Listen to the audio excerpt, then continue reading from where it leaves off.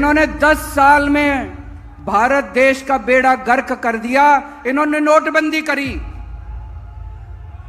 भाई साहब नोटबंदी करी इन्होंने, पूरे देश का बेड़ा गर्क हो गया। कोई फायदा हुआ नोटबंदी से? किसी का फायदा? कह रहे थे भ्रष्टाचार खत्म हो जाएगा, हुआ भ्रष्टाचार खत्म? कह रहे थे आतंकवाद खत्म हो जाएगा, आतंकवाद खत्म हुआ? अगर कोई पढ़ा लिखा आदमी होता, कोई पढ़ा लिखा आदमी कभी नोटबंदी नहीं करता।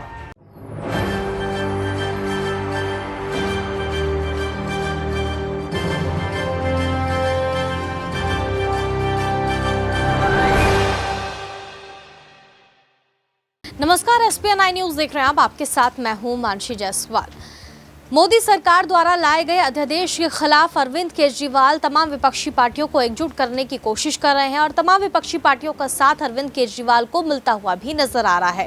अब क्या मोदी सरकार के अध्यादेश को चुनौती देने के लिए जो सुप्रीम कोर्ट में याचिका दाखिल की गई है अरविंद केजरीवाल की तरफ से, तो क्या अब मोदी सरकार को दोबारा से सुप्रीम कोर्ट की तरफ से झटका लगने वाला है? इसको लेकर लगातार चर्चाएं अब तेज हो गई हैं। क्या वाकई अरविंद केजरीवाल जो मोदी सरकार का ये अध्यादेश है, इसके खिलाफ यहाँ पर जो तमाम विपक्षी पार्टियों को एकजुट कर रहे हैं, उनका साथ यहाँ पर उनको मिल रहा है, तो क्या संसद में ये अध्यादेश पारित नहीं हो पाएगा? क्योंकि सुप्रीम कोर्ट के फैसले को सीधे तौर पर चुनौती दी गई है मोदी सरकार की तरफ से। यानी कि सुप्रीम कोर्ट ने पहले अरविंद केजरीवाल के पक्ष में फैसला सुनाया था कि दिल्ली के जितने भी अधिकारी हैं उनके ट्रांसफर और पोस्टिंग का जितने भी मामला है वो केवल अरविंद केजरीवाल के हाथों में आएगा। लेकिन इसी फैसले को चुनौती देने के लिए मोदी सरकार ये अध्यादेश लेकर के आई। अब इसी मसले पर तमाम विपक्षी पार्टियां एकजुट होकर अरविंद केजरीवाल का साथ दे रही हैं ताकि यह अध्यादेश जो है वो पारित ना हो पाए। अरविंद केजरीवाल क्या कुछ कह रहे हैं इस अध्यादेश को लेकर मोदी सरकार के खिलाफ, सुनिए। इन्होंने 10 साल में भारत देश का बेड़ा गर्क कर दिया। इन्होंने नोटबंदी करी, भाई साहब नोटबंदी करी इन्होंने, पूरे देश का बेड़ा गर्क हो गया। कोई फायदा हुआ नोटबंदी से? किसी का फायदा? कह रहे थे भ्रष्टाचार खत्म हो जाएगा, हुआ भ्रष्टाचार खत्म? कह रहे थे आतंकवाद खत्म हो जाएगा, आतंकवाद खत्म हुआ? अगर कोई पढ़ा लिखा आदमी होता, कोई पढ़ा लिखा आदमी कभी नोटबंदी नहीं करता। कोई पढ़ा लिखा आदमी नोटबंदी नहीं करता। मैंने एक इंटरव्यू देखा था प्रधानमंत्री जी का। इंटरव्यू करने वाले ने से पूछा प्रधानमंत्री जी से, प्रधानमंत्री जी आप कितने पढ़े लिखे हो?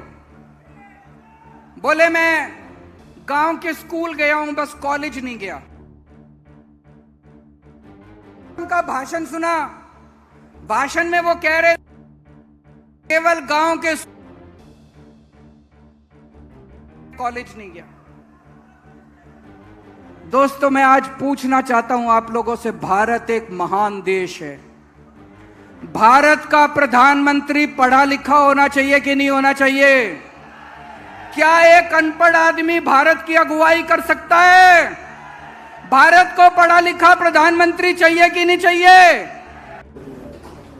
आज national capital civil services authority की पहली मीटिंग हुई, लेकिन ये निर्णय पहला नहीं था, मैं थोड़ा सा उस पर एक्सप्लेन करूँगा। पहली मीटिंग हुई,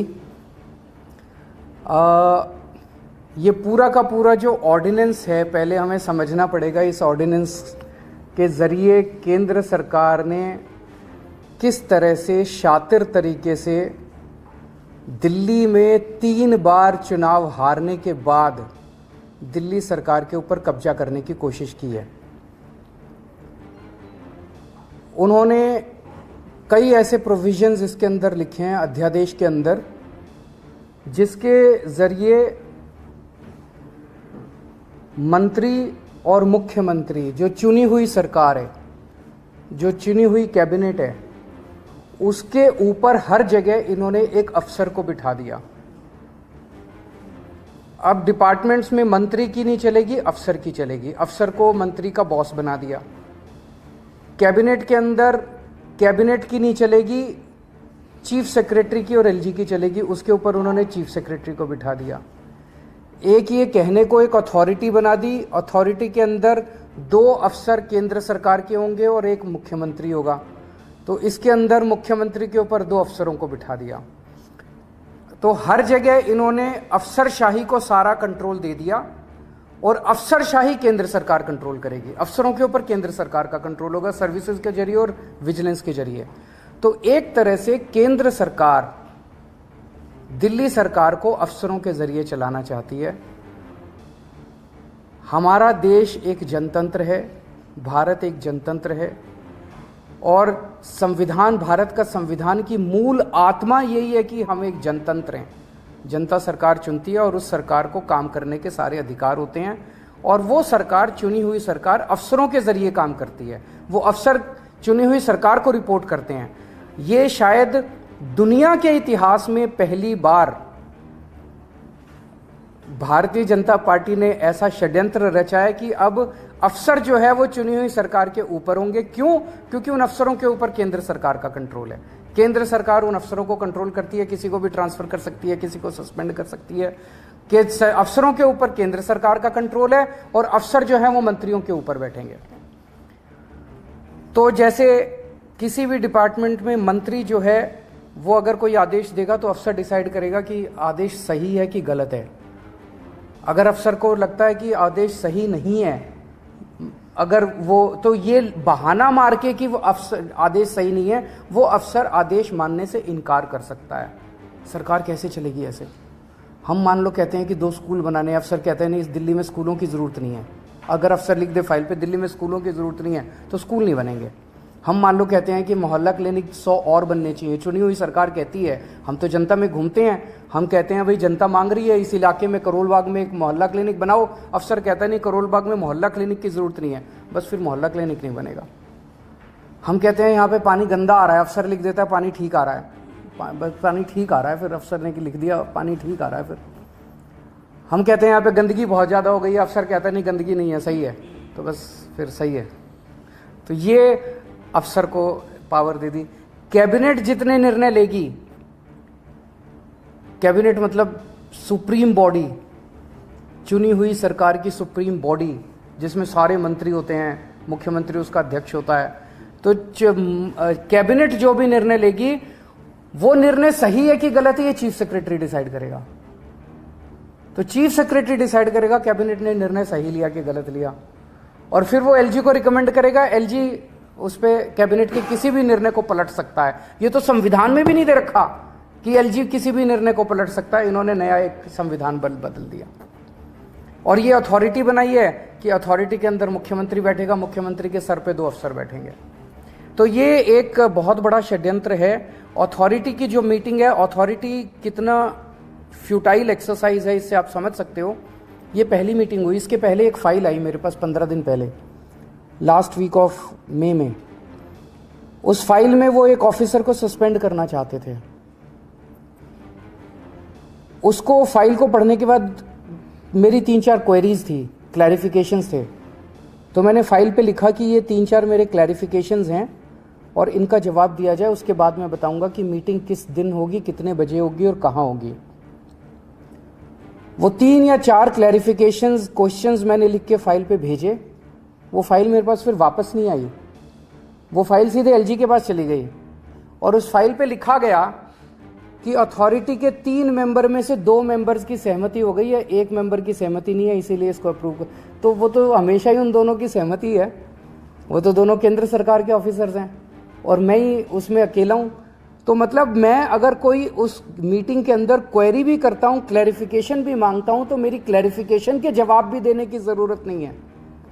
तो वो एलजी साहब के पास उन्होंने फाइल भेजी, एलजी साहब ने लिख दिया कि ऑफिसर को सस्पेंड कर दिया जाए, ऑफिसर को सस्पेंड कर दिया गया। मेरे पास ना ऊपर जाते टाइम फाइल आई ना नीचे जाते टाइम फाइल आई।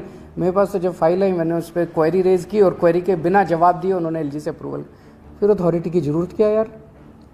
तो ये दिखाता है ये सारी चीज़ें हम सुप्रीम कोर्ट लेके जाएंगे और हमें पूरी उम्मीद है, सुप्रीम कोर्ट से भी उम्मीद है और सारी पार्टियों से भी उम्मीद है कि अगर सुप्रीम कोर्ट में भी मिलेगी, राहत मिलेगी, और अगर राज्यसभा में, संसद में बिल आता है तो उसको जीतने नहीं देंगे। आज एक मुद्दा था जिसमें एक ऑफिसर के ऊपर कुछ डिसिप्लिनरी प्रोसीडिंग्स थी, उसने ये फॉरेंसिक लैब में कुछ गड़बड़ की थी, उस पे वो ब्लैक एंड वाइट मुद्दा था, उसमें तीनों की सहमति थी कि इसको सस्पेंड कर, इसके खिलाफ डिसिप्लिनरी प्रोसीडिंग शुरू की जाए। यानी आप ये कहना चाह रहे हैं कि अथॉरिटी की बैठक से पहले ही ये निर्णय ले लिया जाता है और आपको बताया जानकारी भी नहीं दी जाती?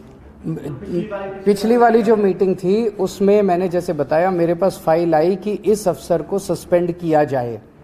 मैंने कहा कि इसको क्यों सस्पेंड किया जाए, इसके लिए 3 क्लैरिफिकेशन मैंने मांगी। वो 3 क्लैरिफिकेशन का जवाब देना चाहिए था कि ये कारण है। वो 3 क्लैरिफिकेशंस के जवाब देने की बजाय उन्होंने फाइल सीधे एलजी को भेज दी कि अथॉरिटी के 3 सदस्यों में से 2 सदस्य तैयार हैं। वो दोनों तो उनके अफसर हैं अपने ही, उन दोनों ने साइन कर दिए। मुख्यमंत्री की इनको जरूरत ही नहीं है। जनतंत्र गया, जनतंत्र की ऐसी तैसी। सर, आपने लॉ एंड ऑर्डर को लेकर भी चिट्ठी लिखी है। पूरे दिल्ली के अंदर पहली बार हो रहा है जो इतने बड़े संडे का दिन था ना, शायद संडे को 4 मर्डर एक साथ दिल्ली के अंदर हुए। पूरे मैं लोगों से मिलता रहता हूँ, दिल्ली के लोगों के मन में दहशत है और मैंने एलजी साहब को लिखा है कि कुछ करें। एलजी साहब भी करें, अमित शाह जी भी करें, दोनों मिलके दिल्ली के लॉ एंड ऑर्डर को सुधारें। जैसे दिल्ली में हमने एजुकेशन ठीक कर दी, हमारे पास जो क्षेत्र थे उनमें से कई क्षेत्र ठीक कर दिए। अगर आज लॉ एंड ऑर्डर पंजाब में हमारे पास लॉ एंड ऑर्डर पहली बार आया। शुरू में आपने देखा कितनी दिक्कत हुई, क्योंकि वो पुरानी सरकारों ने कितना गंद मचा रखा था। आज पंजाब लॉ एंड ऑर्डर के मामले में दिल्ली में टॉप के 1-2, इंडिया टुडे का शायद सर्वे आया था, टॉप के स्टेट्स में माना जाता है। लॉ एंड ऑर्डर इतना शानदार कर दिया हम लोगों ने पंजाब के अंदर। दिल्ली में अगर लॉ एंड ऑर्डर हमें दे दिया जाए, अगर पुलिस का कंट्रोल हमें दे दिया जाए दिल्ली के अंदर, देखिए हम कितना अच्छा लॉ एंड ऑर्डर करके दिखाते हैं। तो एलजी साहब को मैंने लिखा, पहले थाना लेवल कमिटीज़ होती थी हर विधानसभा के अंदर, हर थाने के ऊपर। उस थाना लेवल कमेटी का अध्यक्ष होता था लोकल एमएलए और उसके नीचे आरडब्ल्यूएस होती थी, उसमें काउंसलर्स होते थे सारे उस इलाके के, उसमें वहाँ के प्रबुद्ध नागरिक होते थे। महीने में एक बार ये कमेटी मिला करती थी। इस कमेटी को रिवाइव करने की ज़रूरत है। 2013 में जब से हमारी सरकार बनी 15 में, तब से ये थाना लेवल कमेटी को डिसबैंडल कर दिया गया था। इसको दोबारा रिवाइव करना चाहिए।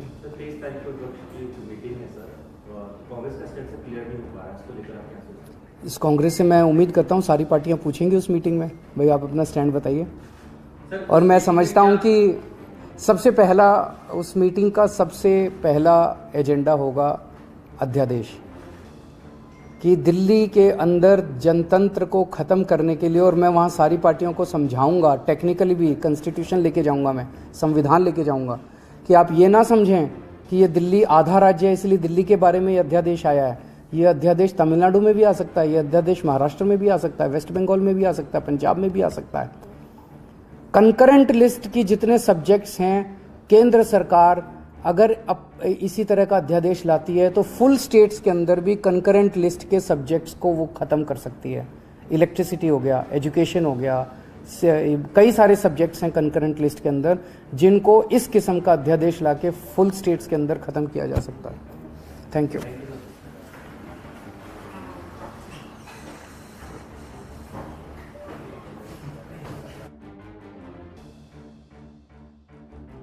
तो सुना आपने किस तरीके से यहाँ पर बड़ा बयान देते हुए अरविंद केजरीवाल नजर आए और मोदी सरकार के खिलाफ यहाँ पर वो मोर्चा खोल रहे हैं। तो क्या वाकई सुप्रीम कोर्ट की तरफ से मोदी सरकार को बड़ा झटका लगने वाला है? आप इन तमाम मुद्दों पर क्या सोचते हैं हमें कमेंट करके जरूर बताएं। देश और दुनिया की तमाम बड़ी खबरों के लिए देखते रहिए SPN 9 न्यूज़।